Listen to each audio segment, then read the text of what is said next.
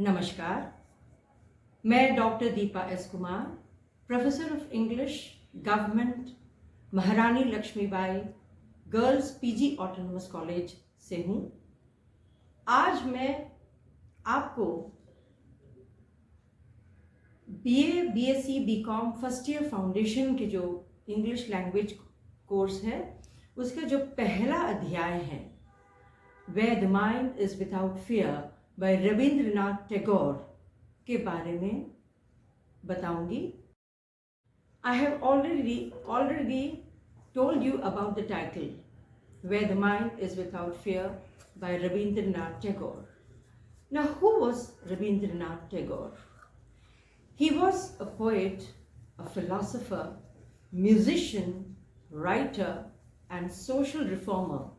Above all, he is the first Nobel laureate of India.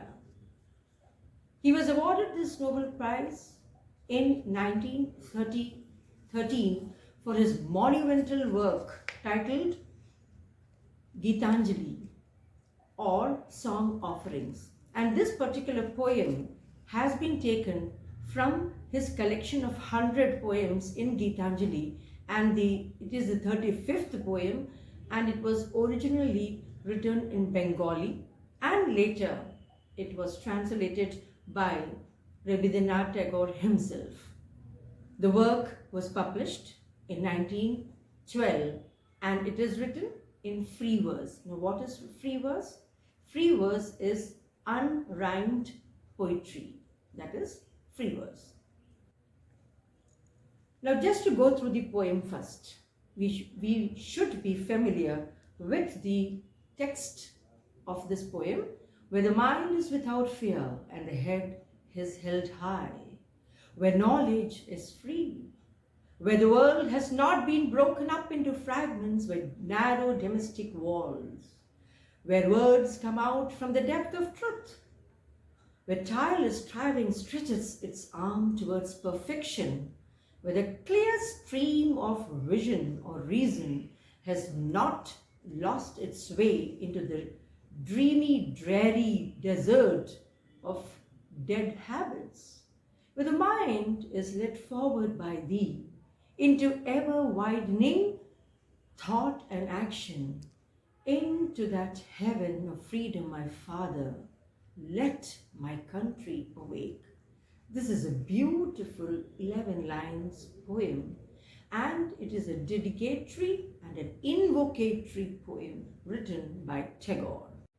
Now I shall take up the poem line by line and explain. Before I set on into the explanation of the text, I would share a few salient features of this poem. First, it is addressed to God. Why it is addressed? What for it is addressed? It is addressed as a spiritual plea for enlightenment. Why? For spiritual awakening, moral edification. It is a blend of nationalism, humanism, and rationalism. And needless to speak, it was written during the colonial period when India was ruled by the Britishers. There was oppression everywhere. Indians were socially, morally, physically, psychologically, emotionally traumatized, exploited. So there was their policy of political subjugation, economic exploitation, and cultural dominance was rampant. Rabindranath Tagore was greatly disturbed by this. Remember, India was politically free, but political freedom is not the all freedom. Real freedom comes when you are psychologically liberated, when you're liberated from fear and servility, when you're liberated from all kinds of exploitation based on traditions, taboos.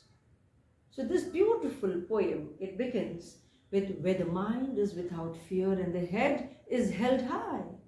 He dreams of an utopian India where Indians should lead a life full of freedom, without fear. Fear of what? Fear of expression, fear of exploitation, fear of punishment, fear of judgment, fear of discrimination. So these were the fears which colonial rule unleashed in India. And though India was politically free, the Indians were psychologically shackled. And this disturbed him. Why? Because when an individual is psychologically healthy, he can work wonders in the society, in the family, in the world, in his nation, for humanity. So that is the utopian world of an India that he dreams. And then he says, where the mind is without fear. Yes, a good life is always fearless. And the head is held high. Why? See, I've given you a picture which shows the head is held high. You hold your head high when you live a life of dignity and honesty. So this is a beautiful lesson that he imparts to Indians. And he dreams that India be a land of Indians who are fearless and who lead a dignified and a very prosperous and hard-working life. Now we come to the second line, and that is where knowledge is free. Knowledge, education, is the real tool for enlightenment. The real power is education because it transforms the individual's life, and also it brings about a transformation in the society, in the family, in the nation, in the world in which he lives. So true freedom comes only with education. And true freedom means when a person gets educated, obviously he can discriminate between what is right and what is wrong. So he has freedom from all controls. And then free from class and caste monopoly. So education should be the best education he envisions for the utopian Indian society of his dreams. Is a country where there is no caste and class monopoly over education, because education is the birthright of every individual. And so getting educated, access to education is what he reaffirms in this line. Now freedom also, where the knowledge is free, another connotation for this word free could be freedom from dogmas. Dogmas, the established traditions, conventions, taboos, beliefs, superstitions. Now these all are encumbrances. They retard progress, and because they retard progress, obviously prosperity and progress is inconceivable. So knowledge, he says, according to Tagore, knowledge should be free, which means that it should circulate freely and create an atmosphere, create an empowered and enlightened society. The third line, where the world has not been broken up into fragments by narrow domestic walls. He uses a beautiful metaphor to explain this line. What is this world he is referring to? The world obviously is a human society. Rabindranath Tagore believed that there is only one caste, and that is the caste of humanity. There is only one religion, the religion of love, and there could be only one language, and the language of the heart. So he envisions an India which is free from all negative tendencies, all negativities. There is only trust, respect, mutual respect for each other. So the domestic wall is a metaphor. It is being used for casteism, communal hatred, regionalism, nationalism in its negative sense. So extremity of nationalism is also dangerous when you start hating nationals of other countries. So that is also dangerous to the security, safety of the people who inhabit this beautiful planet called Earth. So he advocates a universal human society, and he dreams that these narrow domestic wall, what is wall? Wall is something which separates. So wall, a negative thought also can turn your friend into enemy. So that is the wall of hostility between you and the friend. So every thought, every word, every action can be a wall. And so he rejects the idea or the concept of negativity, of divisive habits, tendencies of Indians. And he says we must function, live about all these considerations. The fourth line, where words come out from the depth of truth. Now, what is truth? Can you and me see truth? But we can experience. The conscience within us is the truth. When you seek for truth outside, you will not find. When you do a wrong thing, something within you prompts you, hey, don't do this. What you are doing is wrong. So that truth has to be awakened. That truth has to be awakened. And when that conscience is awakened, you will never speak ill. You will never speak a lie. You will never hurt others. Help ever, hurt never. That should be the cornerstone of your life to make this India glorious, prosperous, effulgent, radiant planet on this planet Earth.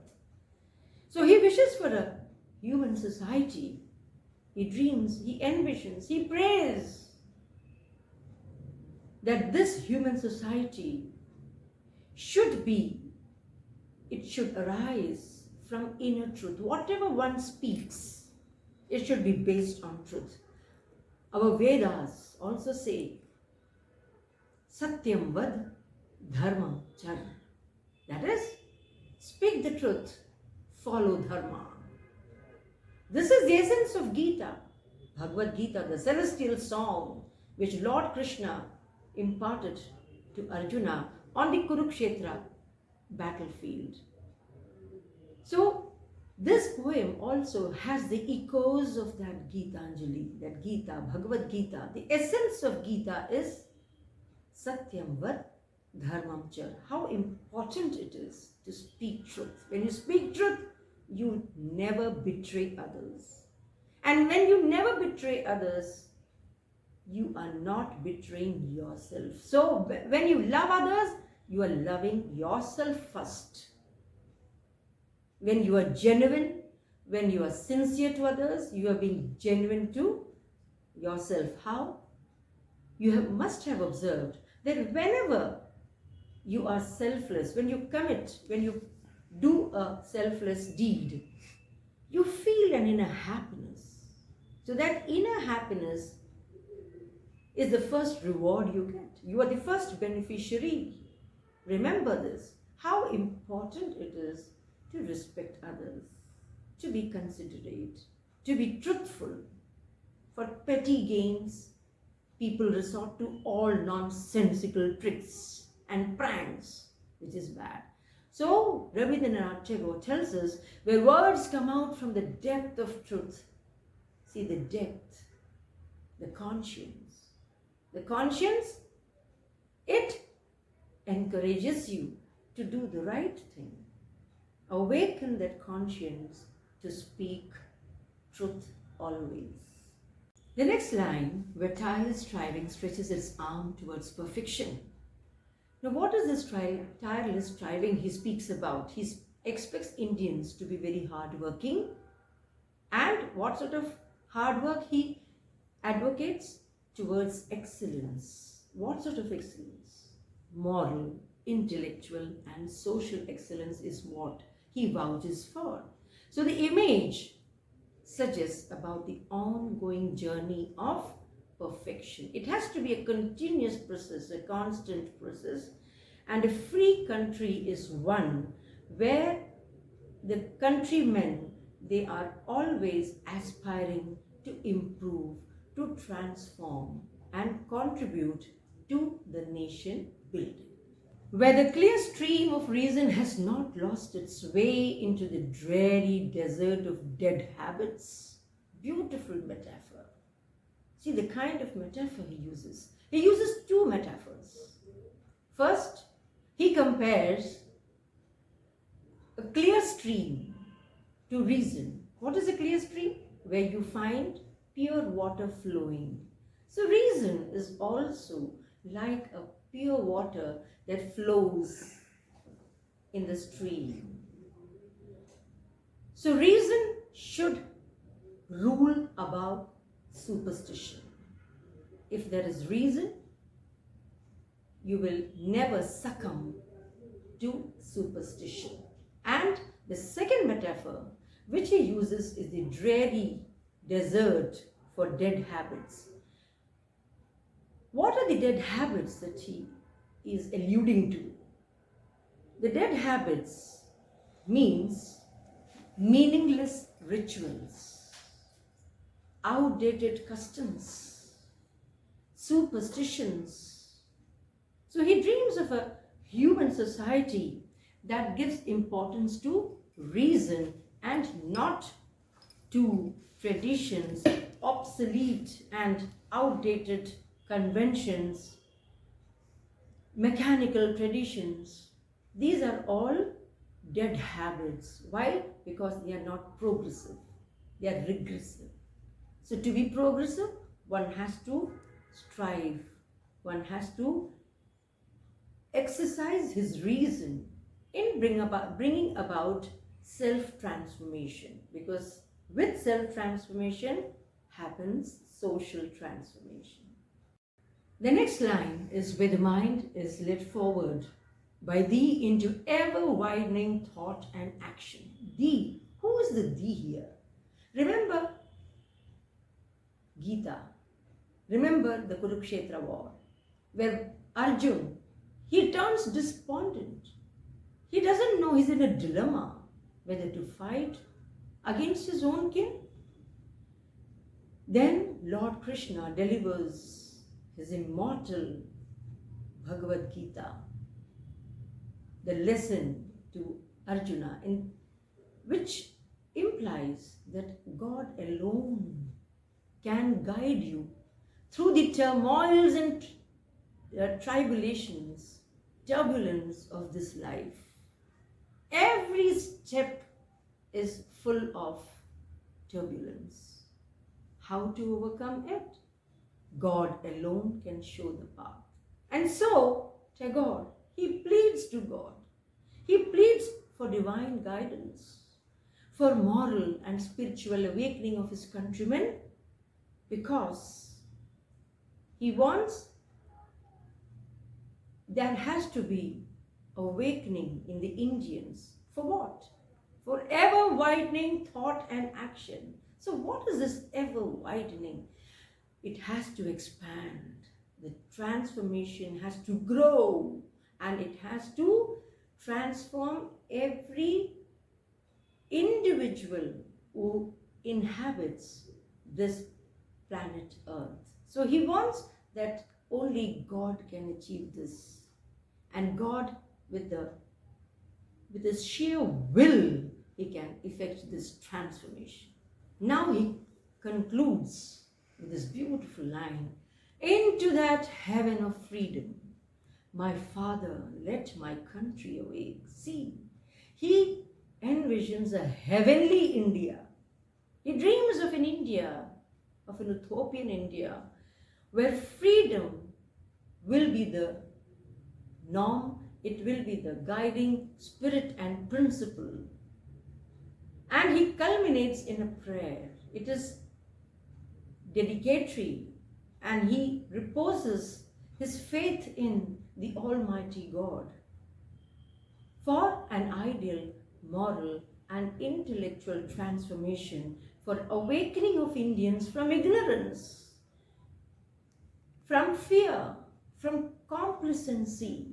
So freedom from all these things, from ignorance, from fear and complacency, is real awakening that he envisions for India.